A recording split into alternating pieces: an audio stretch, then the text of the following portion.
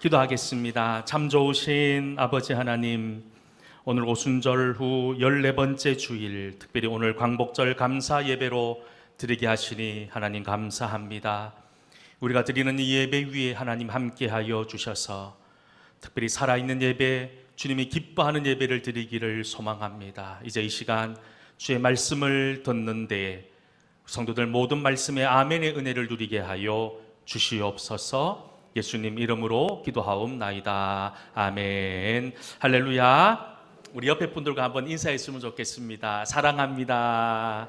네, 축복합니다. 네, 우리 교회가 이 사랑과 또 서로를 향한 축복의 마음들로 가득 찰 수 있기를 간절히 소망합니다. 이번 한 주, 지난 한 주 여러분들 기도해 주셔서 저는 일주일 휴가 잘 다녀왔습니다. 특별히 우리 여러 장로님들 새벽에 새벽 기도 인도하신다고 고생들 많으셨고 또 기도해 주신 모든 분들께 다시 한 번 더 감사를 드립니다. 성경을 보다 보면 가장 많이 나오는 단어 중에 하나가 바로 기억하라라는 단어입니다. 왜냐하면 이 기억함을 통해서 우리는 하나님께서 원하시는 천국을 맛볼 수 있고 또 우리의 믿음 역시 기억함으로 말미암아 온전해질 수 있기 때문이지요. 그런데 우리는 어떻습니까? 정말 기억해야 할 것은 너무 쉽게 잃어버립니다. 반대로 잊어버려야 할 것은 영원히 잊지 못한 채 살아가고 있지는 않습니까? 우리가 무엇을 기억해야 됩니까? 하나님께로부터 받은 놀라운 사랑과 은혜를 기억해야 돼요. 그리고 함께 신앙생활하고 있는 옆에 있는 성도들에게부터 받은 그 놀라운 사랑도 기억해야 합니다. 하지만 이런 것들은 너무 쉽게 잃어버리는 것 같아요. 반대로 섭섭한 이 감정의 기억들은 가슴속 깊은 곳에 고이 숨겨놓습니다. 그리고 필요할 때마다 그 아픈 기억들, 그 선하지 못한 기억들을 소환해내어서 무서운 무기로 사용할 때가 우리들에게 얼마나 많이 있습니까?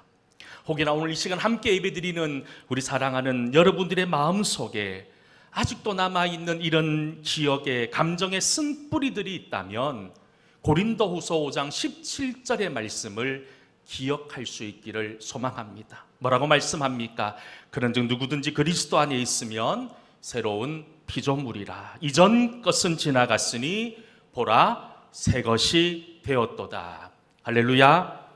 여러분, 이제 우리는 예수 그리스도로 말미암아 그 예수님의 십자가의 보혈로 말미암아 새롭게 창조된 피조물입니다. 이전 것은 지나갔습니다. 완전히 새 것이 되었습니다. 그러니 저와 여러분 모두는 그리스도 안에서 새로운 인생들로 채워져 나가는 놀라운 은혜를 맛볼 수 있기를 간절히 소망합니다. 사실 우리 인생을 가끔 마라톤에 비유하곤 하지요. 우리 교회에는 마라톤을 하시는 분이 없는 것 같아요. 제가 오랫동안 부목사로 있었던 교회에 어떤 60이 넘으신 장로님의 취미가 뭐였냐면 철인 3종 이 경기에 참여하는 게 취미셨어요. 그 장로님하고 이런저런 이야기를 나누다 보면 스포츠 중에서 가장 힘든 것이 뭐냐? 마라톤이라고 이야기합니다. 아마 여러분들도 그렇게 생각하실 겁니다. 흔히 마라톤을 인간의 한계에 도전하는 스포츠라고들 이야기하지요. 그런데 여러분, 모든 운동이 다 그렇지만 특히 마라톤에서 가장 중요하고 가장 기본이 되는 것이 여러분 무엇인 줄 아십니까? 호흡입니다. 호흡. 예전에 테니스를 칠 때도 호흡이 중요했어요. 여러분, 헬스장에서 무거운 아령을 들고 여러분 기구를 들 때도 호흡이 중요합니다. 그런데 마라톤에 있어서도 호흡이 중요합니다. 왜 호흡이 중요하냐면 이 호흡을 함으로 통해서 산소가 우리 몸에 들어옵니다. 그리고 이 들어온 산소는 우리 몸에서 새로운 에너지를 만들어내기 때문에 이 호흡이 만약에 제대로 되지 않으면 마라톤이든 모든 운동에서 실패할 수밖에 없다는 거예요. 아무리 좋은 기술가, 아무리 좋은 체력이 있고 심지어 수억 원에 달하는 좋은 운동화를 신고 있다 하더라도 그 호흡에 실패하면 여러분 결국 완주할 수 없는, 실패할 수밖에 없다는 거예요. 마라톤은 어떻습니까? 처음 출발하면 끝까지 달려야 돼요. 그 목적지를 향해 끝까지 달려가야 됩니다. 쉴 수가 없어요. 마치 우리 인생이 그런 것처럼 말입니다. 바울은 자신이 달려온 인생을 어떻게 표현하고 있습니까? 디모데후서 4장 7절 말씀에 보면 이렇게 말씀합니다. 나는 선한 싸움을 싸우고 나의 달려갈 길을 마치고 믿음을 지켰으니. 바울은 하나님 앞에서 선한 싸움을 싸웠던 사람입니다. 무엇보다도 이 선한 싸움은 하나님 주신 사명 앞에서 온 힘을 다해, 온 정성을 다해 달려왔다라고 고백하고 있지 않습니까? 여러분, 바울이 이런 인생 가운데 이렇게 끊임없이 복된 길을 걸을 수 있었던 것은 바울만이 가지고 있었던 영적 호흡의 비밀이 있었기 때문이 아닐까요? 우리도 지금까지 나름대로 다들 열심히 살아오셨지요. 그리고 앞으로 남은 인생 동안 열심히 또 달리셔야 될 겁니다. 그렇다면 지금 여러분들의 달리기는 어떻습니까?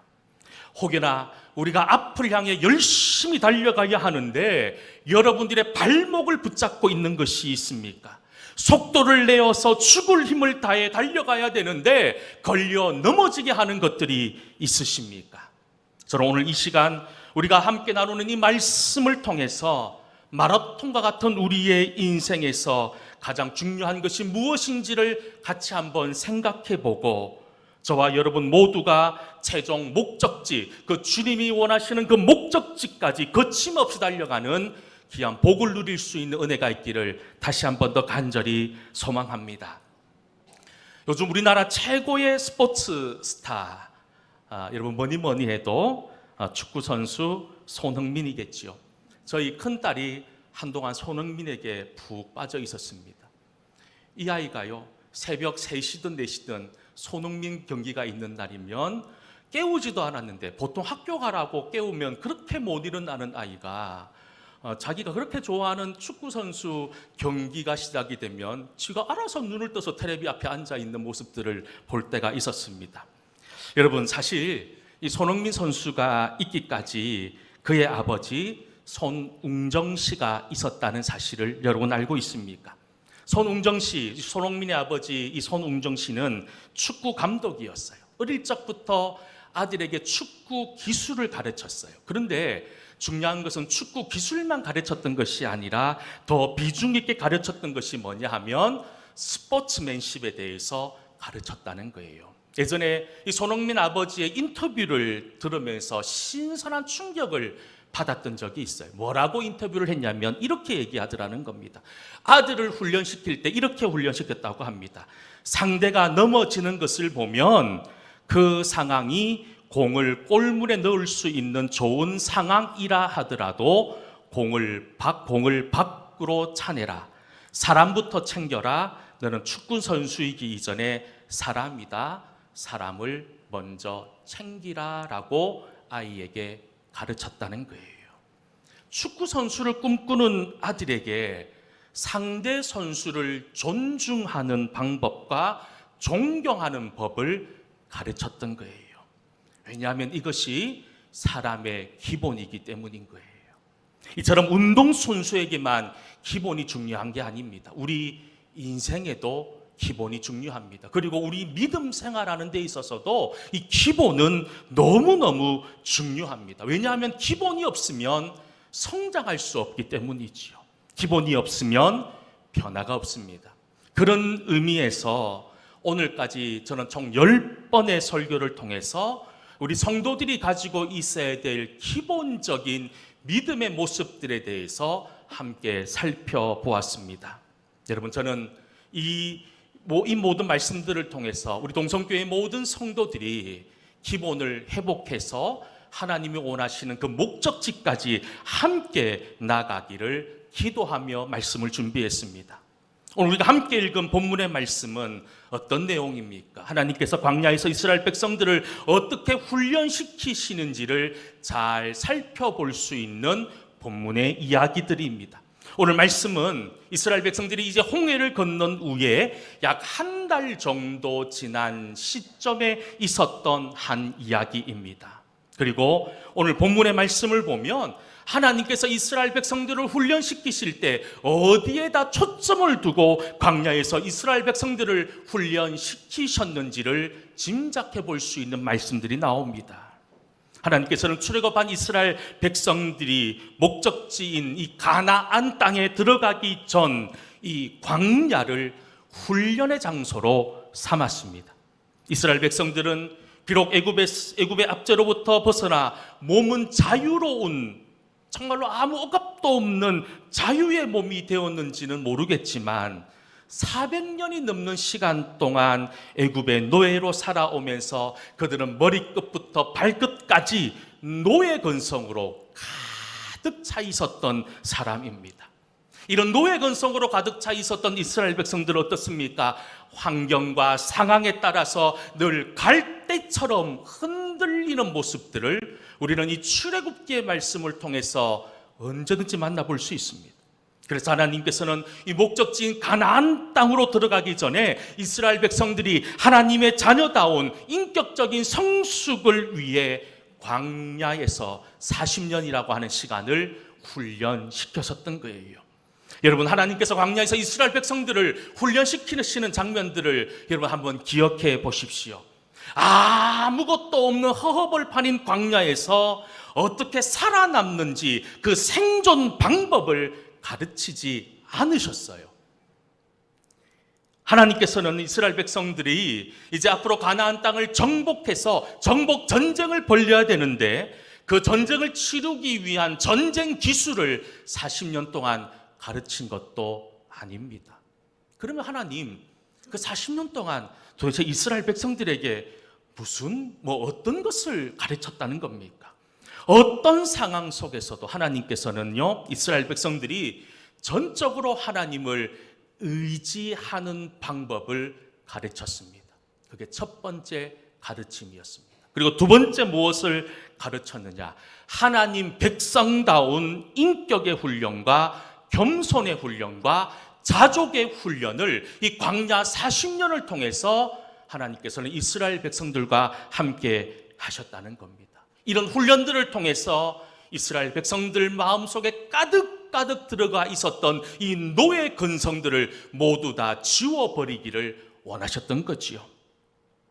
홍해의 기적을 맛본 이스라엘 백성들, 여러분 뒤에서는 애굽의 군대들이 무서운 속도로 따라옵니다. 그런데 앞에는 망망대해 홍해가 눈앞에 펼쳐져 있습니다. 그런데 그 홍해를 하나님의 놀라운 은혜로 기적같이 건너게 됩니다. 그리고 그 홍해를 건너고 난 이후에 이스라엘 백성들이 여호와는 나의 힘이시요 나의 노래시요 나의 구원이시요 나의 하나님이시라고 찬송하는 장면이, 우리가 오늘 창세기 16장 말씀을 읽었는데 15장 말씀에 보면 22절까지 이어지는 것을 볼 수 있습니다. 그 감격이 얼마나 위대했는지, 그 감격이 얼마나 은혜로웠는지를 그들의 찬송을 통해서 짐작할 수 있습니다. 그런데 그렇게 갑자기 하나님을 뜨겁게 찬송했던 이스라엘 백성들의 태도가 돌변해 버립니다. 지금까지, 방금 전까지 하나님을 찬송했던 입술에서 무슨 말들이 나오느냐? 우리 출애굽기 15장 22절부터 24절 말씀에 보면 이렇게 말씀이 되어져 있습니다. 우리 같이 한번 22절부터 24절까지 말씀을 함께 읽어보도록 하겠습니다. 모세가 홍해에서 수르 광야로 들어가서 거기서 사흘 길을 걸었으나 물을 얻지 못하고 마라에 이르렀더니 그곳 물이 서서 마시지 못하겠으므로 그 이름을 마라라 하였더라. 백성이 모세에게 원망하여 이르되 우리가 무엇을 마실까 하매. 아멘. 말씀을 자세히 보면 지금 이스라엘 백성들이 홍해를 건넌 지 사흘째 되는 날이라고 이야기합니다. 사흘 전에 있었던 그 지금까지 어떤 인류도 경험하지 못했던 놀라운 하나님의 기적을 경험한 그들이 마치 4일 뒤에 마실 물이 없자 여호와는 나의 힘이요 나의 노래고 나의 모든 것의 주인이시다라고 찬송했던 그들의 입술을 통해서 갑자기 하나님을 원망하기 시작하더라는 겁니다. 아직까지 그들에게 무엇이 남아 있었다고요? 노예 근성이 남아 있었던 겁니다. 아직까지 노예의 삶이 그들에게 익숙해져 있었던 거예요. 그리고 한 달 정도의 시간이 지났습니다. 그 한 달이 지난 이야기가 오늘 함께 읽은 출애굽기 16장 1절부터 나오는 말씀입니다. 오늘 말씀 출애굽기 16장 1절과 2절은 이렇게 이야기합니다. 이스라엘 자손의 온 회중이 엘림에서 떠나 엘림과 시내산 사이에 있는 신광야에 이르니 애굽에서 나온 후 둘째 달 15일이라. 이스라엘 자손 온 회중이 그 광야에서 모세와 아론을 원망하기 시작했다는 겁니다. 한 달 전에는 마실 물이 없음에 대해서 불평하고 원망하는 그들이 이제 먹을 고기와 떡이 없다는 사실로 인해서 원망하기 시작합니다. 그러면서 3절에 이렇게 이야기합니다. 3절 말씀을 함께 읽어보겠습니다. 이스라엘 자손이 그들에게 이르되 우리가 애굽 땅에서 때와 배불리 먹던 때에 여호와의 손에 죽었더라면 좋았을 것을 너희가 이 광야로 우리를 인도하여 내어 이 온 회중이 줄여 죽게 하는도다. 아멘. 여러분, 지금 그들은 지겨운 종살이에서 극적으로 탈출했음에도 불구하고 여전히 과거에서 벗어나지 못한 채 애굽의 삶을 그리워하고 있습니다. 우리가 지금 이 말씀 앞에서 우리의 삶을, 우리의 인생을 점검해 보셔야 합니다. 나의 모습이 혹여나 이스라엘 백성들처럼 과거에 매여 있는 것은 아닌지를 말입니다. 특별히 우리가 3절 말씀에서 주목해야 되는 단어가 있습니다. 3절 말씀에 보면 우리가 애굽 땅에서 고기 가마 곁에 앉아 있을 때와 떡을 배불리 먹던 때에라고 하는 말씀입니다. 제가 빨간 글씨로 칠해놨습니다.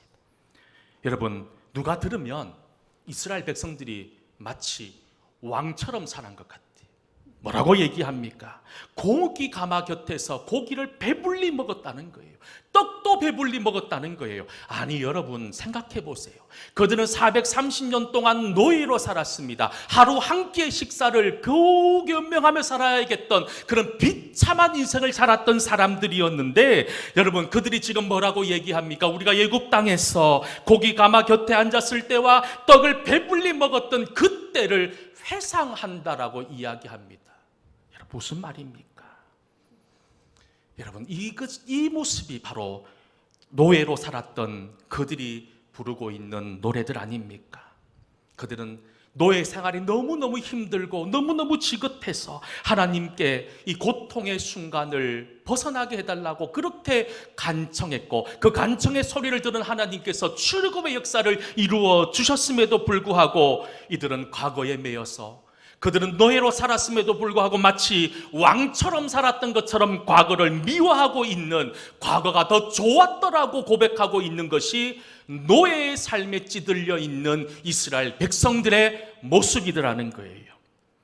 사실 누구나 과거에 대한 좋은 기억들을 가지고 있습니다. 여러분, 이건 매우 좋은 거예요. 과거를 기억해보며 정말로 아프고 기억하기 싫은 그런 기억들뿐만 아니라, 여러분 내가 과거를 생각해보면서 화려했던 시간, 그리고 행복했던 시간, 사랑스러웠던 그런 시간들을 회상할 수 있다는 것만 해도 우리에겐 큰 은혜이고 복임에는 틀림없다는 거예요. 여러분, 그럼에도 불구하고 문제는 지금 현재에 대한 감사와 만족이 없이 그저 과거만을 회상하고 살고 있다면 우리 역시 노예 근성 때문에 한 발짝도 앞으로 나가지 못하는 인생일 수 있다는 거예요. 영어로 프레젠트라는 단어가 있습니다. 이 프레젠트라는 단어의 뜻이 무엇입니까? 선물이라는 뜻입니다. 그런데 여러분, 이 프레젠트라고 하는 뜻은 선물뿐만 아니라 현재라고 하는 뜻도 있습니다. 매우 중요한 의미가 그곳에 담겨 있습니다. 뭐냐 하면 우리 인생의 최고의 선물은 지금이라는 겁니다. 지금 누리고 있는 이 모든 것이 나에게 선물임을 고백할 수 있는 사람이 정말 행복한 사람이라는 것을 의미하는 것 아닙니까? 저는 우리 동성교회 모든 성도들이 과거에 매여 있지 않기를 소망합니다. 현재가 중요합니다. 예전에 뜨겁게 믿음 생활했던 것이 중요한 것이 아니라 지금 이 순간, 이 시간 속에서 내가 하나님이 주신 그 큰 선물을 기억하며 하나님의 은혜를 기억하며 하나님께 예배하고 있는 지금 나의 모습을 늘 기억할 수 있어야 된다는 겁니다. 이스라엘 백성들을 보십시오. 몸은 애굽에서 떠났어요. 출애굽을 했어요. 근데 그전이 그들의 마음은 아직까지 빠져나오지 못한 상태. 여전히 노예 근성으로 그들의 인생은 발목 잡혀 있더라는 거예요. 마치 지금 당장 마실 물과 애굽에서 먹었던 고기와 애굽에서 먹었던 떡이 내 인생의 마지막 최고의 목적지인 것처럼 그것에 목숨 걸고 살고 있는 모습들이 애굽의 모습들 아닙니까? 근데 하나님은 달랐어요. 하나님의 생각은 달랐다는 겁니다. 이스라엘 백성들은 지금 그들은 마실 물과 고기와 떡이 마치 인생의 최종 목적처럼 느껴졌지만 하나님의 최종 목적지는 가나안 땅이었던 거예요. 하나님을 만날 수 있는 그 가나안 땅에 들어가기 위해서 하나님은 이 광야 40년의 시간을 통해서 하나님을 의지하는 법, 하나님을 떠나면 살 수 없다는 사실을 깨닫기를 원하셨다는 거예요. 아마 지금 우리가 살고 있는 인생길이 아마 광야의 길일 수 있습니다. 하지만 여러분 기억하십시오. 이 광야의 길은 하나님은 우리에게 축복하기 위한 은혜의 선물임을 기억할 수 있기를 원합니다.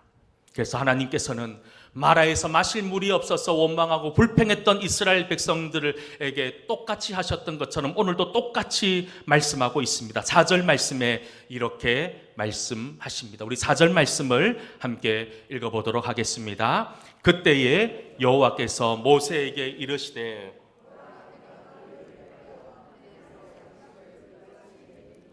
백성이 나가서 일용할 것을 날마다 거둘 것이라. 이같이 하여 그들이 내 율법을 준행하나 아니하나 내가 시험하리라. 아멘. 하나님께서 이스라엘 백성들을 어떻게 하겠다고 말씀하셨습니까? 시험하겠다고 말씀하셨어요. 여러분, 이런 하나님의 시험은 출애굽 때만 있었던 게 아니에요. 기억하시길 바랍니다. 지금 이 순간에도 하나님은 저와 여러분을 시험하십니다. 여러분 한번 생각해 보십시다. 누군가 나를 넘어뜨리기 위해서 나를 유심히 관찰하고 시험하고 있다면 얼마나 불안하겠습니까? 모든 일이 여러분 주눅들 수밖에 없지 않았겠습니까? 그렇습니다. 이 세상의 시험, 마귀의 시험은 우리를 넘어뜨리게 합니다. 하나님으로부터 멀어지게 합니다. 하지만 지금 하나님이 우리에게 하시는 시험은 우리를 넘어뜨리게 하기 위한 시험이 아니라 우리로 하여금 천국 백성 되게 하기 위한 시험이라는 사실입니다. 우리가 정말 하나님 말씀대로 살고 있는지를 하나님 시험하시는 거예요. 우리가 정말 성도답게 살고 있는지를 지금 이 시간 시험하고 있습니다. 우리가 정말 하나님의 은혜를 기억하며 살고 있는지를 지금 이 시간 하나님은 우리를 시험하고 있다는 겁니다. 그리고 우리의 삶의 초점이 땅에 있는 것인지 아니면 영원한 하늘에 있는지 지금 이 순간에도 하나님은 저와 여러분을 시험하고 있다는 겁니다. 하나님께서는 이 시험을 통해서 우리가 이 세상에서 부귀영화를 누리기를 원하는 것이 아닙니다. 하나님께서 우리에게 성과가 출세하는 것을 원하는 것이 아닙니다. 하나님의 관심은 우리 모든 성도들이 하나님 나라에 들어가는 것입니다. 저는 우리 모든 동성교회 성도들이 모두 다 함께 손에 손을 잡고 천국을 향해 나갈 수 있기를 간절히 소망합니다. 우리 기억하셔야 돼요. 나는 천국 백성임을 기억하시고 광야 같은 세상 속에 살아가며 주님의 은혜를 늘 기억하며 주님과 동행하는 은혜가 있기를 다시 한 번 더 간절히 소망합니다. 우리 옆에 있는 성도들과 한번 이렇게 축복했으면 좋겠습니다. 당신은 천국 백성입니까? 먼저 한번 물어보십시오. 우리 한 말씀 더 할까요? 그러면 하나님의 은혜를 기억하십시오. 그렇습니다. 우리가 천국 백성이면 하나님의 은혜를 기억할 수 있어야 된다는 거예요. 지금 하나님께서는 이스라엘 백성을 시험하셨습니다. 무엇을 시험했습니까? 430년 노예로 살았던 그들에게 자유를 주신, 은혜를 주신 그 하나님을 기억하고 있는지를 시험하셨습니다. 한 달 전 있었던 홍해의 기적을 기억하고 있는지, 마라에서 쓴물을 단물로 바뀐 하나님의 놀라운 기적을 기억하고 있는지를 시험하셨다는 겁니다. 여러분, 지금까지 여러분, 그리고 여러분 가정에게, 그리고 우리 교회에게 내려주신 하나님의 은혜가 얼마나 많습니까? 여러분, 기억하시기를 축복합니다. 기억하셔야 돼요. 우리가 하나님의 은혜를 잊어버리면 어떻게 되는 줄 아십니까? 잠언 29장 18절에 보면 이렇게 말씀합니다.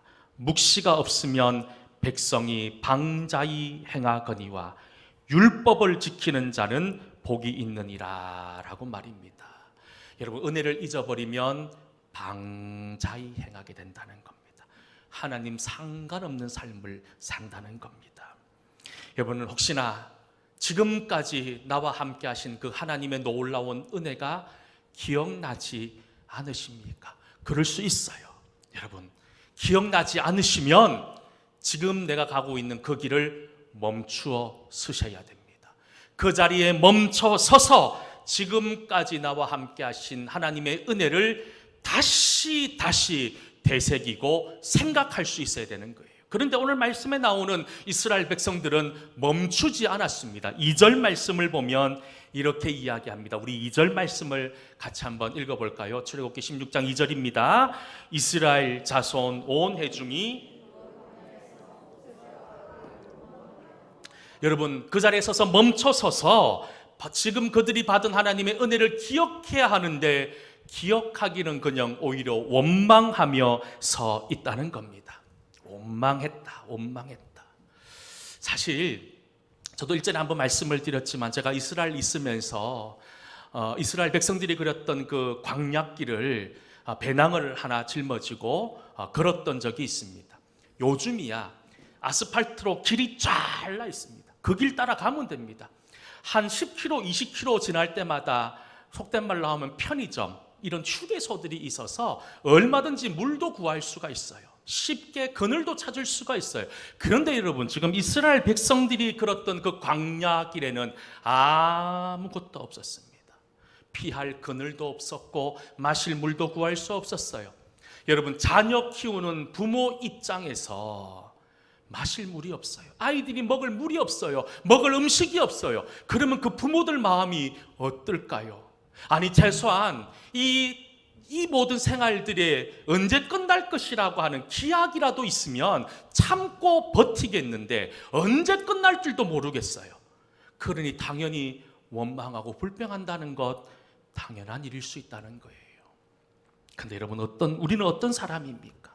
이스라엘 백성들은 어떤 사람들입니까?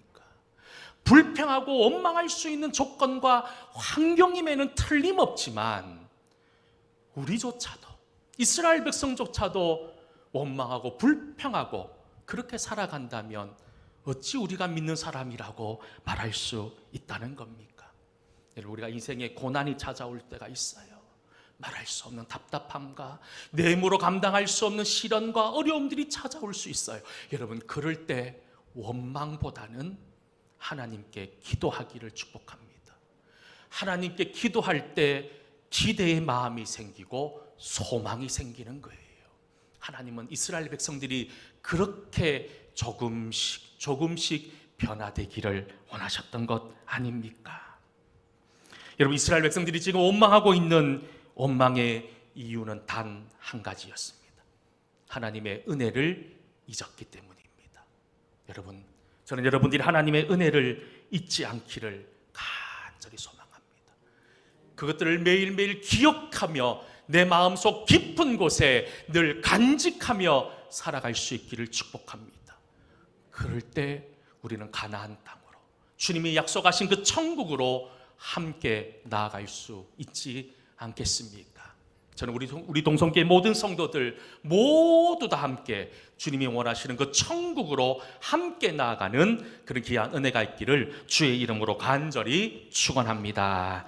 기도하겠습니다. 은혜로우신 아버지 하나님, 우리 성도들 지금까지 하나님으로부터 받은 많은 은혜들이 있음에도 그것을 잊어버린 채 살고 있었다면 하나님, 그 모든 잃어버린 은혜를 기억함으로 천국 백성다운 삶을 살게 하여 주시옵소서. 예수님 이름으로 기도하옵나이다. 아멘.